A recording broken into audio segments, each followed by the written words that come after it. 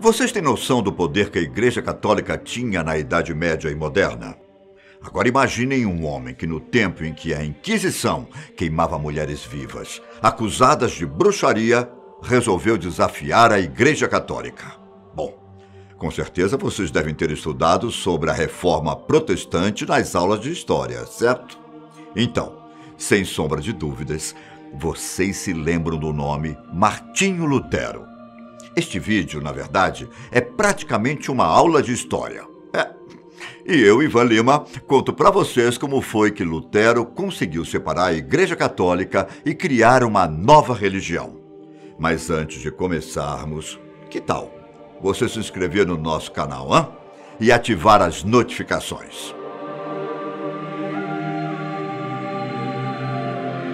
Dia 10 de novembro de 1483, na Alemanha, nasce uma criança que mudaria o mundo. Filho de camponeses, o pai de Martinho se deu bem como minerador em 1484, o que fez a família se mudar de Eisleben para Mansfeld, onde a família passou a trabalhar com minérios.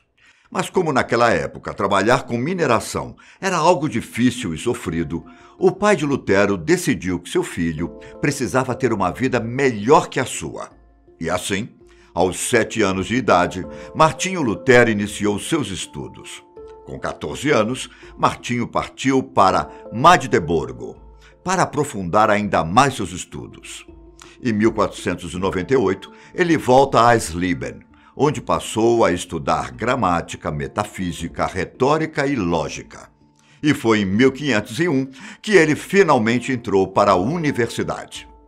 Você deve estar se perguntando, por que eu estou contando a história de Martinho Lutero, em vez de ir direto ao assunto, certo? Bom, espera, na verdade, eu preciso chegar até uma parte da vida de Martinho, para vocês entenderem qual era a sua relação com Deus. Estava tudo encaminhado para Lutero finalmente se tornar um advogado, assim como sonhava seu pai.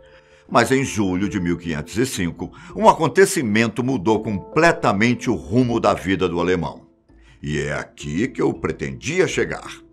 Um dia, Martinho estava se escondendo de uma terrível tempestade. A chuva era tão forte, mas tão forte, que Martinho se viu em uma situação complicada, em que sua vida estava em risco.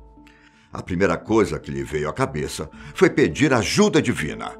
Então Martinho aclamou pelo nome de Santana, a padroeira dos mineiros. Ele gritou que, caso sua vida fosse salva, ele iria se tornar um monge. E, de fato, a vida de Martinho realmente foi salva, o que fez com que ele cumprisse sua promessa. Martinho Lutero, então, abandonou o objetivo de ser advogado e foi tentar se tornar um monge. A decisão, é claro, deixou sua família desapontada. Mas Martinho tinha uma dívida para pagar, o que, segundo alguns historiadores, isso não passa de balela. Na verdade, ele escolheu se tornar um monge por medo do inferno e da ira de Deus, pois ele achava que a vida em um mosteiro poderia ser a salvação. Independente do motivo, o fato é que ele realmente foi morar em um mosteiro. Seus primeiros anos de vida como monge foram um pouco entediantes. Ele não conseguia encontrar a iluminação religiosa que tanto esperava. Em vez disso, ele foi aconselhado a dedicar sua vida a Jesus Cristo, pois, alguma hora, ele encontraria as respostas que perseguia. Quando Lutero tinha 27 anos, ele foi convocado para ser delegado em uma conferência da Igreja Católica em Roma. Porém, todas as expectativas que Lutero tinha sobre a igreja foram por água abaixo. Ele ficou encabulado com a imoralidade e com a corrupção, com as quais se deparou entre os padres católicos. Toda a imagem que Martinho tinha sobre a pureza dos líderes religiosos foi destruída. A impressão que ele teve foi de um lugar sombrio, com pessoas que se aproveitavam da fé das pessoas para enriquecer. Ao voltar para a Alemanha e se tornar um frade agostiniano em 1507, Martinho começou a lecionar na Universidade de Wittenberg, que hoje leva seu nome. Em 1512, Ele então se tornou doutor em teologia. Em 1513, enquanto ele estava estudando as Escrituras Sagradas, lendo a primeira linha do Salmo 22, onde Cristo pedia misericórdia na cruz, ele lembrou da sua decepção com Deus e com a religião. Anos depois, ao preparar uma palestra sobre a Epístola de Paulo aos Romanos, Martinho Lutero leu a seguinte frase: "Os justos viverão pela fé."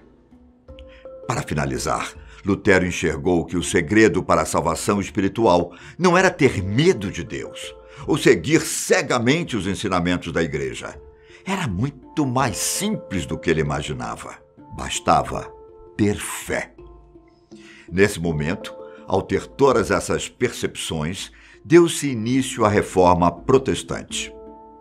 Mas afinal, o que foi que Martinho Lutero viu na Igreja Católica que o deixou tão indignado? Era algo muito comum entre os líderes católicos a prática da simonia, que era basicamente a compra e venda ilícita de relíquias que supostamente eram sagradas. Mas, na verdade, eram relíquias falsas. Os fiéis compravam objetos que eram ditos terem pertencido a Jesus Cristo ou mesmo a algum santo. Além disso, havia a venda de indulgências, uma outra forma também de arrecadar dinheiro. A venda de indulgências se baseava em alegar que as pessoas poderiam alcançar o perdão por seus pecados fazendo boas ações ou pagando à igreja. Ou seja, pediam dinheiro para os fiéis em troca de um pedacinho no céu. Outro fato que deixou Lutero enfurecido foi sobre a leitura da Bíblia, que na época era só comercializada em latim.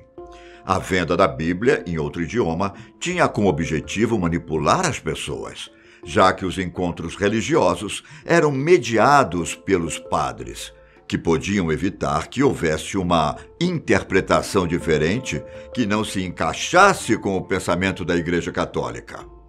Diante de todos esses fatos, Lutero ficou fora de si e com muita raiva do Papa Leão X. Pensando em alguma forma de confrontar a Igreja Católica, Lutero resolveu colocar toda a sua indignação no papel. Ele escreveu um documento falando de todos os pontos com os quais ele discordava da Igreja Católica. No dia 31 de outubro de 1517, ele fixou na porta de uma igreja esse documento, que eram as 95 teses. Na verdade, mais que isso, ele fez um convite para o debate na comunidade acadêmica, desafiando a autoridade da igreja. Vocês têm noção de quão ousado Martinho Lutero era? Um homem que confrontasse a palavra da igreja naquele tempo poderia facilmente ser morto. As acusações de Lutero envolviam as indulgências e como a igreja estava corrompendo a fé das pessoas. Cópias dos documentos de Martinho rodaram por toda a Alemanha. E em pouco tempo, toda a Europa também teve acesso às 95 teses. Diante desse contexto, a igreja precisava fazer alguma coisa. Em 1518, em uma reunião, a igreja decidiu dar uma chance para Lutero se retratar. Era uma oportunidade para ele pedir desculpas e evitar as consequências. Mas, como eu citei, Lutero era um homem ousado e desafiador. Ele disse que de modo algum se retrataria, a menos que alguém provasse que ele estava errado. Ele também disse que o considerado infalível Papa, assim como qualquer homem, também podia estar errado. Se sentindo ofendido, em 1520, o Papa emitiu um ultimato ameaçando excomungar Lutero. E, de fato, em janeiro de 1521, Martinho Lutero foi excomungado pela Igreja Católica Romana. Nesse mesmo ano, a Igreja censurou os documentos de Lutero e o declarou um herege condenado. Isso fazia dele um homem procurado pelas autoridades. E Lutero foi obrigado a viver escondido por um tempo. Enquanto estava recluso, Martinho Lutero teve a grande ideia de traduzir a Bíblia para o idioma alemão, para dar oportunidade às pessoas de interpretarem as Escrituras Sagradas. Tendo em mente que ele poderia criar a sua própria igreja, Lutero resolveu colocar seu plano em prática. E assim criou o luteranismo. Logo no começo, ele conquistou muitos seguidores, incluindo muitos príncipes alemães. Conforme os anos foram se passando, a igreja luterana crescia cada vez mais. No começo, até que houve uma resistência católica, mas depois o Papa passou a ser mais tolerante. Em 1529, alguns líderes luteranos fizeram um protesto em apoio a Lutero, e foi exatamente isso que deu origem ao nome protestantes. É claro que, quando falamos de discordâncias religiosas, teremos guerras envolvidas. Houve guerras político-religiosas entre católicos e protestantes entre os anos de 1546 a 1555, terminando com o Tratado de Paz de Augsburgo. Com isso, foi reconhecido a legalidade do luteranismo como religião oficial de um território, cujo príncipe a adotasse como tal. O protestantismo se espalhou pela Suécia, Dinamarca, Noruega e Islândia. As atitudes de Lutero abalaram as estruturas do catolicismo e contribuíram para o nascimento de outras religiões. Mas, então podemos considerar que Martinho Lutero era um homem puro, justo, sem pecados, enfim, praticamente o paladino da liberdade religiosa? Pois bem, as coisas não são bem assim. Algumas das obras de Martinho Lutero continham um contexto extremamente ofensivo contra muitas vertentes da sociedade, principalmente contra os judeus e os muçulmanos.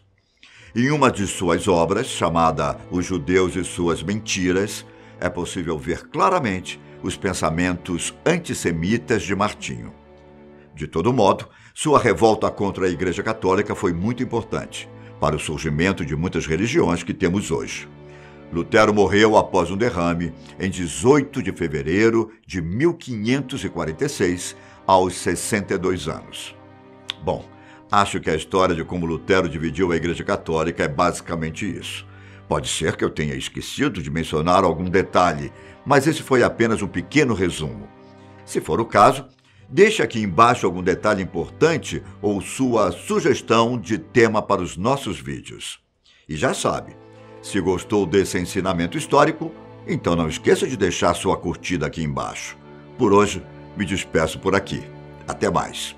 Tchau!